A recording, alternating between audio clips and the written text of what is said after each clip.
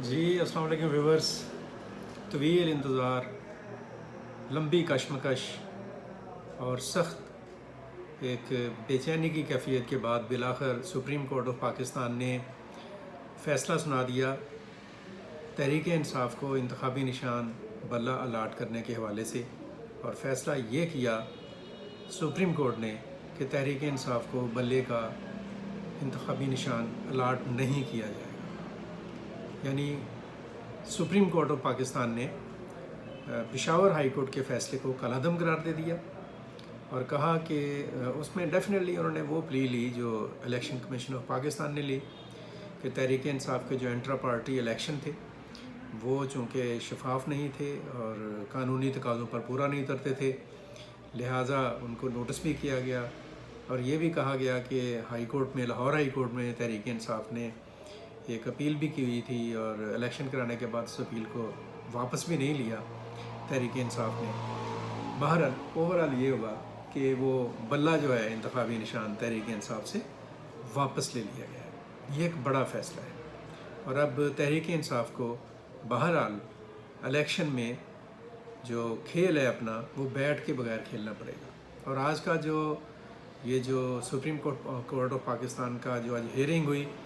उसकी समाअत 3 रुकनी बेंच ने की, जिसकी सरबराही chief justice of Pakistan justice Qazi Faez Isa ने की। उनके साथ थी जस्टिस मुसर्रत हिलाली और उनके साथ थे जस्टिस अदनान मिर्ज़ा। तो ये जो फ़ैसला आया है, इस फ़ैसले के इंतज़ार में इलेक्शन कमीशन ऑफ पाकिस्तान ने एक पॉलिटिकल पार्टीज़ को और आज़ाद उम्मीदवारों को अलाट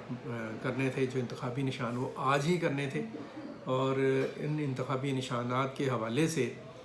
जो बात हुई, जो मामला हुआ, उसमें फिर बार बार इलेक्शन कमीशन की तरफ से एक ताख़ीर का भी ऐलान किया गया। मसलन 4 बजे तक का टाइम था जो रूटीन का टाइम था पहले, उसको 7 बजे तक कर दिया गया। 7 बजे के बाद फिर उसे 9 बजे किया गया। 9 बजे के बाद फिर उसको 10:30 बजे किया गया। 10:30 बजे के बाद फिर 11 बजे, फिर 11:30 बजे और अब 12 बजे तक। और सुप्रीम कोर्ट ऑफ पाकिस्तान ने ये जो डिसीजन दिया है, ये डिसीजन उन्होंने दिया है कोई आप कह लें कि 11:17 पर चीफ जस्टिस ऑफ पाकिस्तान ने तवील इंतज़ार के बाद सुप्रीम कोर्ट ने ऐलान तो ये किया था कि वो आएंगे अनाउंसमेंट के लिए 9:30 बजे, लेकिन वो 9:30 बजे चूँकि ज़ाहिर फ़ैसला लिखना था और फ़ैसले के ऊपर मशावरत भी तीनों जज साहिबान ने करनी थी, तो उस मशावरत और फ़ैसला लिखने के अमल में जो ताख़ीर हुई उसकी वजह से पूरे पाकिस्तान को और पाकिस्तान की जितनी भी सियासी जमातें हैं, सियासी कारकन हैं और जर्नलिज्म से वाबस्ता जो हलके हैं, उन सब को इंतज़ार करना पड़ा। बहरहाल बल्ले का निशान जो है वो तहरीक इंसाफ को नहीं मिला। इसके ऊपर तबसरे और इसके ऊपर रद्द-ए-अमल तो आता रहेगा, लेकिन ये सारा जो प्रोसेस हुआ है इससे एक सबक ज़रूर मिलता है कि हमारी सियासी जमातों को बहरहाल अपनी सूझबूझ में और सियासी बसीरत और फरासत में वक्त के तकाज़ों के मुताबिक इजाफ़ा करने की ज़रूरत है। जो रूल्स हैं, जो रेगुलेशंस हैं, उनको बहुत सिंसियरली अडॉप्ट करने की ज़रूरत है। ये तहरीक इंसाफ के साथ ही इशू नहीं है। पाकिस्तान की जितनी भी पॉलिटिकल पार्टीज़ हैं, वो मुस्लिम लीग नून है या वो बाकी जितनी जमातें हैं, पीपल्स पार्टी है, उनके जो इंटरनल इलेक्शन का सिस्टम है वो बहुत अंडर क्वेश्चन रहा है, हमेशा से अंडर क्वेश्चन रहा है। और इलेक्शन कम होते हैं, सिलेक्शन होती है, नामजदगियाँ कर दी जाती हैं और फिर उसके मुताबिक ही वो जो पॉलिटिकल मामलात हैं उनको चलाया जाता है। जबकि डेमोक्रेसी की अगर हम बात करते हैं, जमहूरियत की बात करते हैं और मुल्क के अंदर जमहूरियत की हमायत में बात करते हैं, वोट को इज़्ज़त देने की बात करते हैं, तो फिर हमें सबसे पहले पॉलिटिकल पार्टीज़ को अपने इंटरनल सिस्टम के अंदर जो इंट्रा पार्टी इलेक्शन है उन पर तवज्जो देने की ज़रूरत है। कोई पार्टी जो है वो जो मौरूसी सियासत है उसकी मुखालफत में बात करती है, कोई मौरूसी सियासत कर रही होती है, कोई कारकुनों की बात करती है, कोई आवाम की बात करती है, लेकिन किसी भी तरफ से कभी भी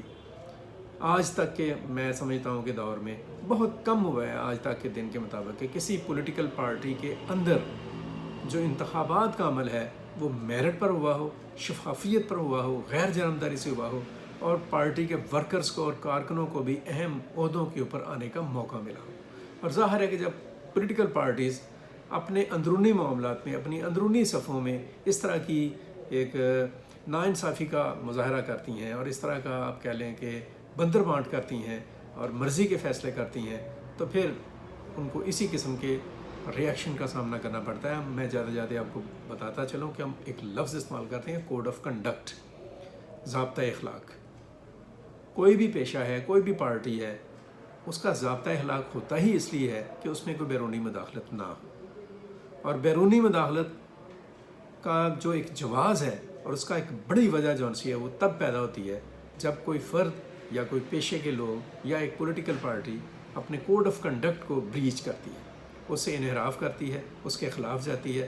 پھر اسے مختلف قسم کے وہ کانسیکوینسز جو سے ہیں ان کا سامنا کرنا پڑتا ہے، جیسے کہ تحریک انصاف بھی اس کا شکار ہوئی۔ باقی باتیں کیا ہیں، انصاف کہاں پہ ہوا ہے، ناانصافی کہاں پہ ہوئی ہے، کیا معاملات ہوئے ہیں، کیا نہیں ہوئے،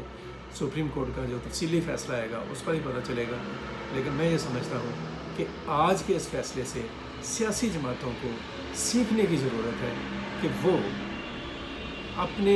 معاملات میں اور اپنی جو ان کے ٹرمز اینڈ کنڈیشنز ہیں اور ان کا جو اپنا ضابطۂ اخلاق ہے، جو انہوں نے خود اپنے لیے اصول طے کیے ہیں، اور جو ڈیموکریٹک اپروچ ہے، اس کے اوپر نیک نیتی سے عمل کریں تاکہ وہ کوئی دوسرا ان کے اس قسم کے معاملات میں مداخلت نہ کر سکے اور بے جا دباؤ نہ ڈال سکے۔ بہرحال تحریک انصاف ابھی تک بلے سے محروم ہو گئی، اور وہ انتخابی جو مہم ہے،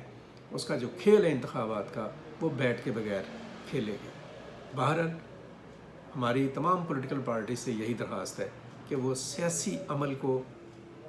پیسفل وے میں تدبر اور متانت کے ساتھ آگے بڑھانے کی کوشش کریں۔ اگر وہ کہیں پہ کوئی بھی پارٹی سمجھ رہی ہے کہ اس کے ساتھ کوئی ناانصافی ہو رہی ہے، تو یہ وقت لڑنے کا نہیں ہے بلکہ حکمت کے ساتھ آگے بڑھنے کا ہے، تاکہ سیاسی نظام کو بچایا جا سکے اور جمہوری عمل کو آگے بڑھانے میں ہر پولیٹیکل پارٹی اپنا کردار ادا کر سکے۔ اب تک کے لیے اتنا ہی۔ اپنا بہت سارے خیال رکھیں، اپنے گرد و نواح کا خیال رکھیں، پاکستان کے لیے سوچیں اور ہمیشہ پاکستان کے لیے کچھ اچھا کرنے کی کوشش کرتے رہیں۔ مجھے عبد المقدم کامران اور ہاشم ظہیر کو اجازت دیجیے۔ اللہ حافظ۔